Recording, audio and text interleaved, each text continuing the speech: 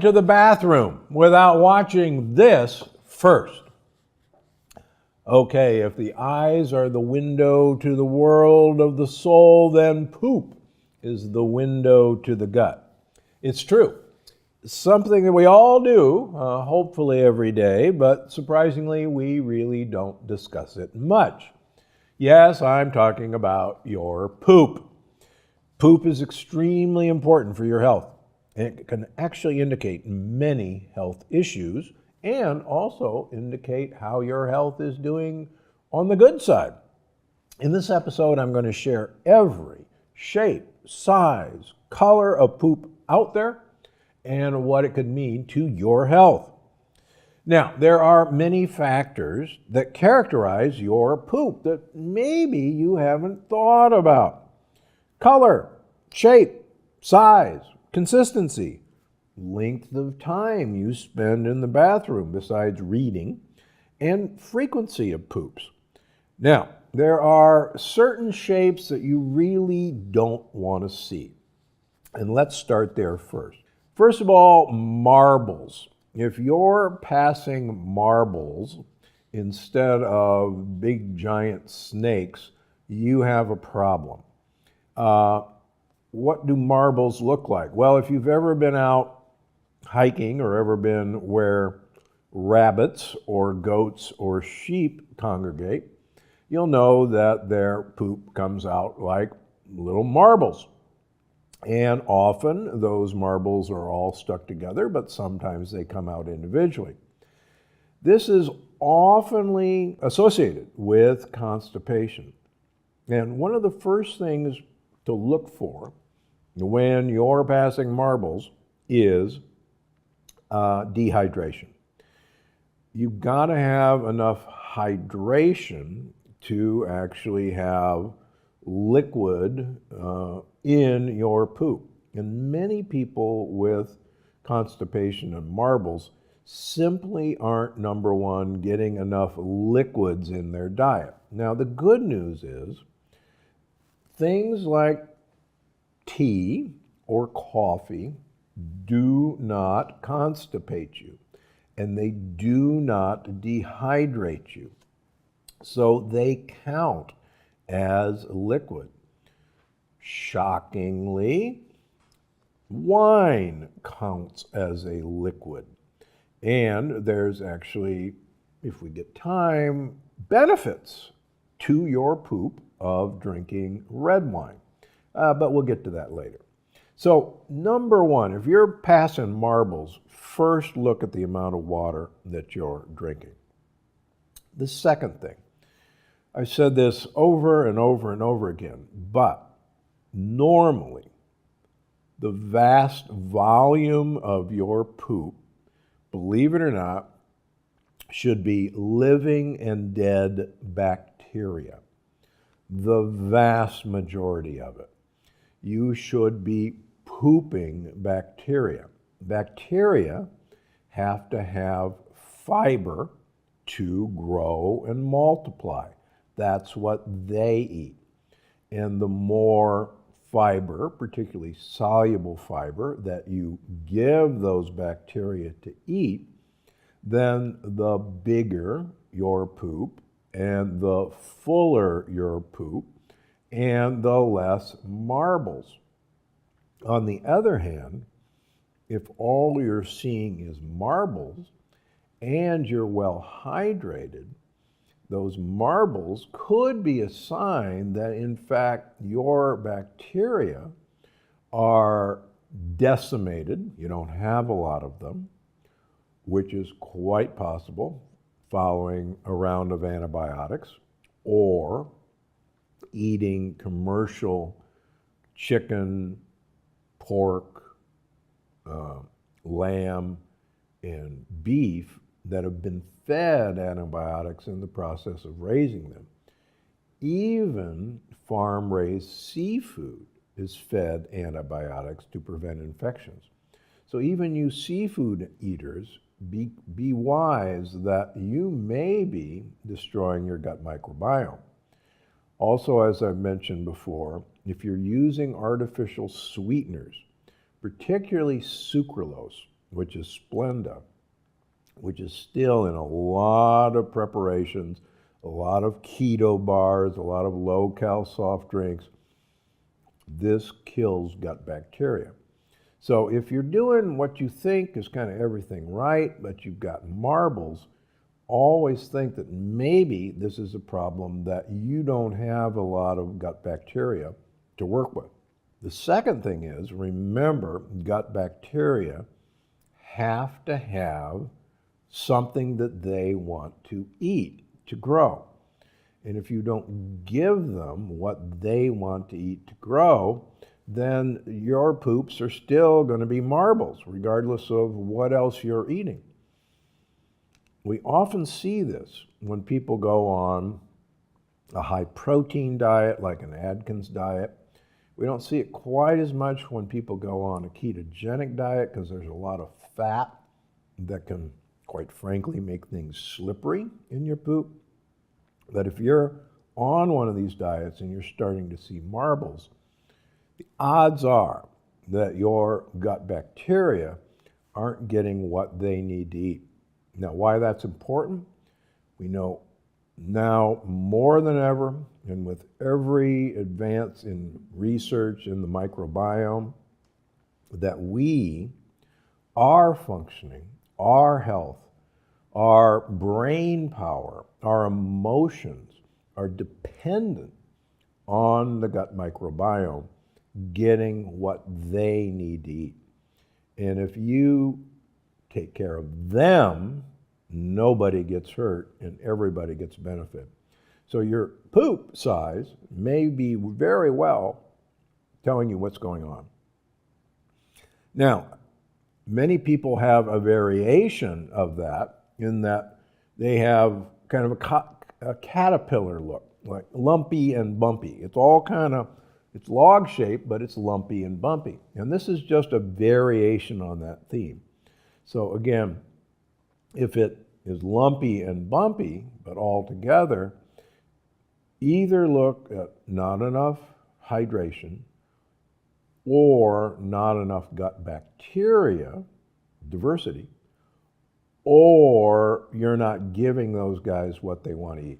So look at all three of those factors, and it could be a combination of all three. Now, I often get questions about floaters that literally float to the top of the bowl. There can be two causes for this. Number one, if you're eating a ketogenic diet, particularly a high-fat ketogenic diet, then normally we have a number of enzymes that break down fat molecules for absorption. They're primarily produced in the bile and the pancreas. And those enzymes do a pretty good job of breaking down fats into smaller molecules to get absorbed. When we overwhelm that enzyme system with an extremely high-fat diet, you can, as a normal consequence, have some of your stool, or all of it for that matter, float. And just remember, fat people float much better than in the water than skinny people, because fat floats in water. So that's what you're seeing.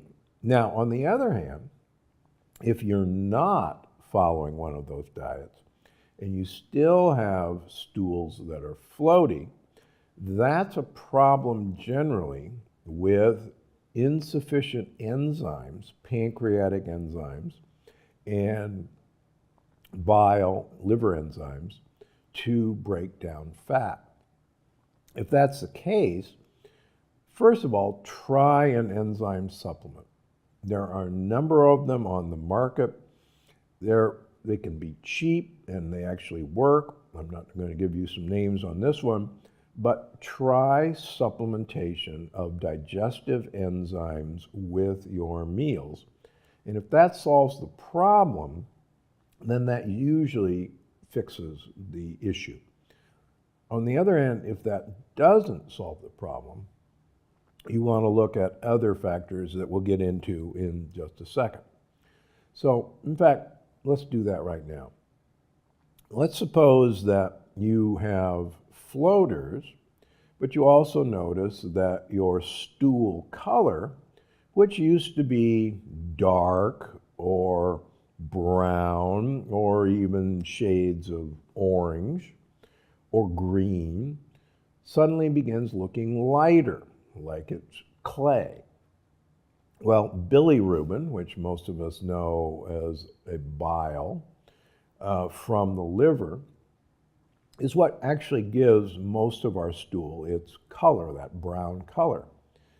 If there's a blockage in your liver or in the ducts draining the liver and the pancreas into the gut, one of the first signs that you could see is that your stool has changed to a clay color.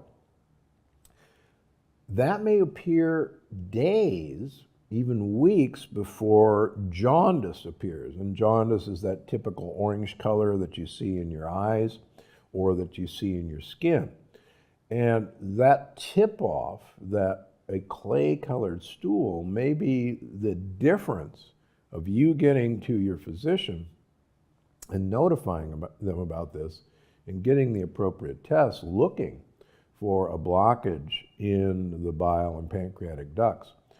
Now, sometimes that's caused by a stone, sometimes it's caused by something worse, like a cancer. But a clay-colored stool is something that you want to pay attention to. Okay, how about soft serve? Everything's kind of mushy. It needs a lot of wiping. Well, frequently, this is caused by irritation of the lining of your gut. And I can't tell you the number of people, including myself, back before I knew, that their leaky gut and their irritation of their gut wall by, in my case, lectin-containing foods, was, I always thought that soft serve was normal because nobody told me any different. And imagine my shock when I got major lectin-containing foods out of my diet, including gluten, that my soft serve went away. Soft serve is not normal. I do have a few people who eat copious amounts of vegetables. And I literally mean copious amounts of vegetables that have up to 3 to 6 soft serve bowel movements a day that they consider perfectly normal. On the other hand, we have to realize that almost all plants have one or more lectins that can be problematic when we eat too many of them. And so one of the things, if everything else is fine, but you're having a lot of soft serve bowel movements and you're eating a lot of vegetables, try the experiment for a few days of cutting back on those vegetables and see what happens to the characteristics of your bowel movement. You might be surprised.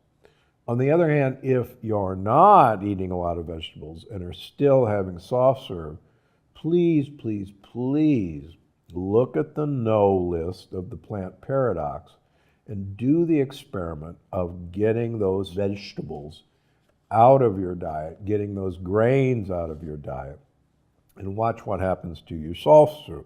Okay, how about watery diarrhea? Well, there's not enough time to tell you all the causes of watery diarrhea. Interestingly enough, invariably, my patients with watery diarrhea may have come back from a foreign trip, particularly to Mexico or South America, and they have picked up one or more interesting bugs that are the cause of their watery diarrhea.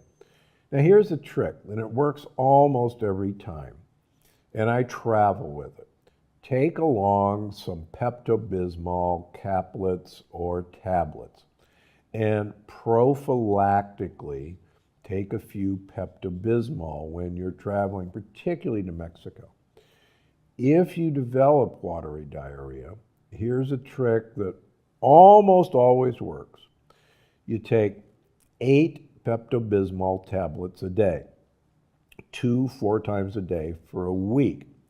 Now, your stool will most likely become black. That does not mean that you are having blood in your stool, which black stools can indicate. But it's the process of Pepto-Bismol changing that color. But invariably, it does seem to work. Now, since I mentioned black, your stools are not supposed to be black.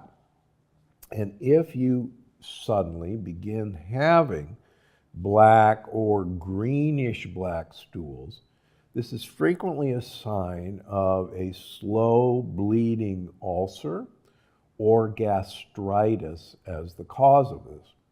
We also see it, interestingly enough, in people who are taking high-dose NSAIDs, non-steroidal anti-inflammatory agents, like Aleve or Advil.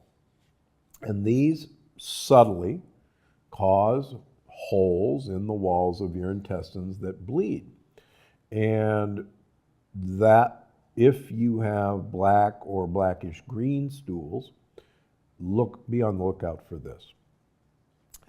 What about green stools? Well, I've done fun experiments in the past, taking large amounts of chlorella and spirulina to the point where my stools turned green. And according to one health expert that I was following at the time, this was many years ago, that's when you know you're taking enough chlorella and spirulina. Now, I don't have green stools anymore because I backed off on the amount of chlorella and spirulina. But if you're into chlorella and spirulina, or other algae for that matter, or exceedingly dark green vegetables, particularly spinach and kale, you may notice a greenish tint to your stool, and there's nothing wrong with that. Now, what about bright red blood, either on the outside of your stool or when you wipe? Almost always, that's from an internal or external hemorrhoid. Now, in general, these are self-limiting. If it happens for a couple of days and you notice that the blood is bright red and it's when you wipe, or that it's on the outside of the stool, or it's dripping into the toilet bright red, the odds are that's a hemorrhoid. Now, should you have that looked at? Absolutely. But if the blood is mixed in with the stool, or the blood doesn't look like blood, but there's maroon color to the stool, that's coming from farther up than just your rear end. And that's the time to talk to your gastroenterologist about getting a colonoscopy or sigmoidoscopy looking for other mischief. Now, what about yellow stools? Well, yellow stools often can occur in accompanying loose stools and diarrhea. And sometimes it's just the fact that things are going through your intestines so much faster than normal that the normal bile color and pancreatic enzymes, which are kind of yellowish, are not being absorbed fast enough, and they appear in the stool.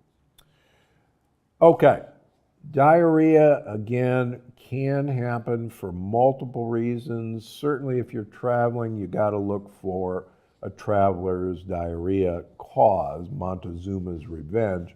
And interestingly, Pepto-Bismol is one of the most effective treatments. I found with chronic diarrhea that almost invariably we never pick up a pathogen on a typical stool culture or stool test. It's, in my opinion, pretty much of a waste of time. The diarrheas that we see frequently can be from a bile overgrowth problem. Certain bacteria love to eat bile. There are some effective bile binding agents. They are prescription based but we found them very useful as a temporary fix to break a cycle of diarrhea. On the other hand, constipation is what we started this program with. In general, you're supposed to have a bowel movement every day. You want to have 2 every day, that's fine with me. Some people are on an every other day cycle, and that's still quite normal. But if you're going more than 2 days without a bowel movement, then something is amiss. And it can be hydration problems. It can be lack of magnesium. One of the first fixes for chronic constipation, besides looking at your hydration status, is magnesium. Most adults are profoundly deficient in magnesium. Now, milk of magnesia is concentrated magnesium. And magnesium actually allows for more motility in your gut wall, and that pushes bowel movements forward. Most people should be taking anywhere from 300 to 600 milligrams of magnesium a day. I like it at night. It helps you sleep. It helps your mood. It's a cure-all for many things. If this is a real problem, then there are certainly over-the-counter aids like milk of magnesia. I particularly like an agent called Swiss Chris. I've written about it in my books. But if you're chronically having to take an aid to move your bowels, there's something amiss. Also remember that many of the plant-based laxatives use a compound called senna or cascara. And I've seen what we call toxic megacolons in chronic cascara and senna users. The bowel literally gets paralyzed and gets huge and can become a huge factor. And it's something very, very difficult to be weaned from. So just because it says all natural laxative or plant-based laxative, buyer beware. Sure, you can use it for occasional constipation, but this is not a remedy that you want to work with. Okay, so what should your poop look like? Quite frankly, when you look into the toilet bowl, you should see a giant snake coiled looking at you. And the way to get that is the more I can get you eating large amounts of leafy greens, vegetables, other prebiotic fiber, and getting probiotics, friendly bacteria that's going to eat that, you're going to have the most pleasant bathroom experience. And tell me all about it when you write back. Make sure to check out the next one here. Fun fact, the amount of lithium in your local water may have a positive benefit on your brain.